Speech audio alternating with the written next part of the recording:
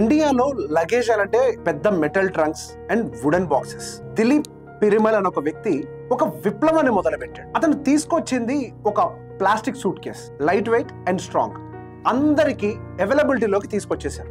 1980 టైంలో విఐపి అనే ఒక పేరు ప్రతి భారతీయుడు ఇల్లుని చేరింది.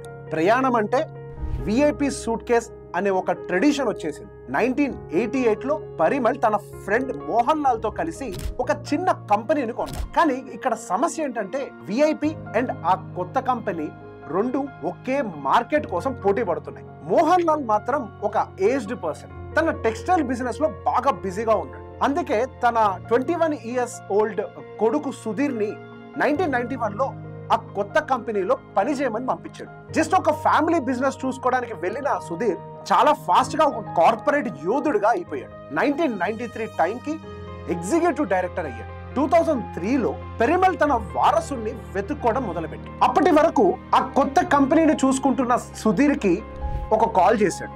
విఐపికి మేనేజింగ్ డైరెక్టర్ పదవిని కూడా ఇచ్చేశాడు. అతని కళ్ళల్లో ఒక ఫైర్, చేతుల్లో ఒక పవర్. ఇకపై అతనే ఇండియన్ లగేజ్ ఇండస్ట్రీకి సామ్రాజ్యాధిపతి. కానీ ఈ విజయయాత్ర ఎక్కువ కాలం నిలవలేదు. 2008 వరల్డ్ ఎకనామిక్ క్రైసిస్. ఆ టైంలో అమెరికన్ టూరిస్టర్, సామ్సంగ్ లైట్ లాంటి బ్రాండ్స్ ఇండియాలోకి స్ట్రాంగ్ గా ఎంటర్ అయిపోయాయి. చైనీస్ చీప్ ప్రొడక్ట్స్ తో మార్కెట్ ని నింపేసింది. విఐపి తన 50 ఇయర్ హిస్టరీలో ఫస్ట్ టైం ప్రాఫిట్స్ తగ్గిపోయాయి. అందరి చూపు సుధీర్ వైపే, కానీ అతను పట్టును మాత్రం వదలలేదు. 2009 అండ్ 2010లో ఒక అద్భుతమైన తిరుగుబాటు చేశాడు. విఐపి చరిత్రలోనే హైయెస్ట్ ప్రాఫిట్స్ ఆ సంవత్సరంలోనే వచ్చింది. అన్ని సాధించిన అతన్ని 2010లో బోర్డు నుంచి బయటికి నెట్టేశారు. కారణం, పరిమల్ తన కూతుర్ని రాధికా పరిమల్ కి కుర్చీ ఇవ్వాలని నిర్ణయించుకున్నాడు. అలా విఐపి మేనేజింగ్ డైరెక్టర్ సీటు ఒక్క క్షణంలోనే పోయింది. సుధీర్కి ఇది ఒక కత్తిపోటు లాంటి, కానీ ఓటమి అనేది అతనికి ఒక కొత్త ఆరంభంగా మారిపోయింది. 2011లో అతనికి ఒక కొత్త అవకాశం వచ్చింది. ఒక చిన్న బ్రాండ్ సఫారీ దివాలా తీసే సిచ్యువేషన్ లో ఉంది. మార్కెట్ షేర్ కేవలం 2% అండ్ ప్రాఫిట్స్ అయితే దాదాపుగా 0. అందరూ పిచ్చివాడని చెప్పి నవ్వారు. కానీ సుధీర్ తన మొత్తం డబ్బుతో 77% షేర్స్ కొనేశాడు. 60 కోట్ల రూపాయలు పెట్టుబడి పెట్టాడు. అది అతనికి రెండో ఇన్నింగ్స్. విఐపికి వ్యతిరేకంగా యుద్ధాన్ని మొదలుపెట్టిన రోజు సఫారీని కేవలం ఒక బ్రాండ్ గా కాదు, ఒక యుద్ధ యంత్రంగా మార్చేశాడు. క్వాలిటీ రెవల్యూషన్ తీసుకొచ్చాడు. రిపేర్ సెంటర్స్ మొత్తాన్ని మూసేశాడు. బ్యాగ్ పాడైతే కొత్తది ఫ్రీగా ఇస్తానన్నాడు.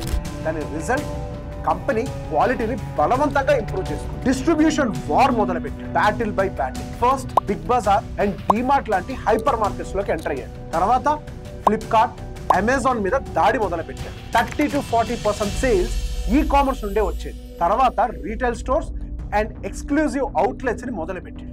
అసెట్ లైట్ మోడల్ ని ఇంట్రడ్యూస్ చేశాడు.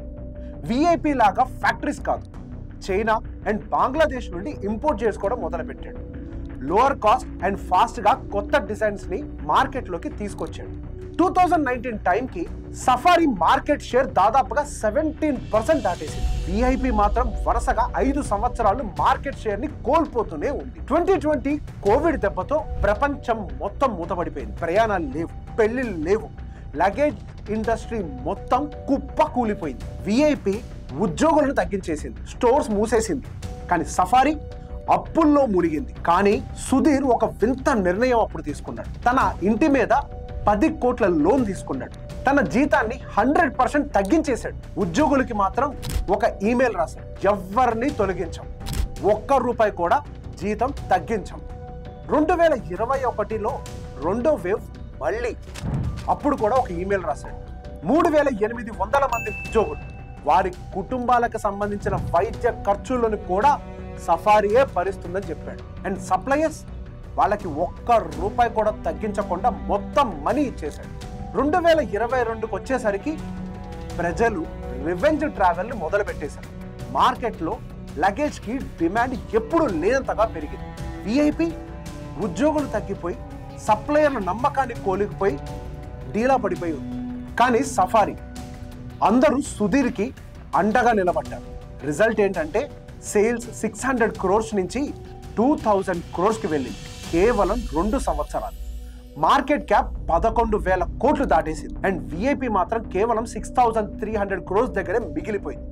సుధీర్ పెట్టిన 60 కోట్లు 200 టైమ్స్ పెరిగింది. పెరుమల్ కుటుంబం వారసత్వం కోసం సుధీర్ని బయటికి నెట్టింది. కానీ 2017లో రాధికా పెరుమల్ కూడా తప్పుకుంది ఆ పొజిషన్ నుంచి. 2024 నాటికి విఐపి మొత్తం ప్రైవేట్ ఈక్విటీ కంపెనీకి అమ్మేసింది. సంసారాన్ని కాపాడుకునేందుకు చేసిన ఒక ప్రయత్నం చివరికి వాళ్ళ కంపెనీని కోల్పోయేలాగా చేసింది. ఇది కేవలం ఒక లగేజ్ యుద్ధం కాదు, ఇది ఒక కార్పొరేట్ ప్రతీకార కథ. ఒక శిష్యుడు తన గురువుల నుంచి నేర్చుకున్న వ్యూహాలని వారి మీద వాడితే విజయం ఎలా వస్తుందో చూపించాడు. వ్యాపారంలో మనుషుల మీద పెట్టుబడి డబ్బు కంటే విలువైనదని నిరూపించాడు. ఫ్యామిలీ బిజినెస్ లో కంట్రోల్ కోసం తీసుకునే నిర్ణయాలు ఎప్పుడు భవిష్యత్తుని గెలిపించవు అని నిరూపించాడు. సఫారీ నేడు భారతదేశంలో వేగంగా ఎదుగుతున్న ఒక లగేజ్ కంపెనీ. విఐపి ఒకప్పుడు గర్వంగా నిలిచిన సామ్రాజ్యం ఇప్పుడు అమ్మకానికి. ప్రతీకారం అంటే కక్ష కాదు, అది ఒక విన్నింగ్. సుధీర్ జటాయు కథ దీనికి ఒక క్లాసిక్ ఎగ్జాంపుల్.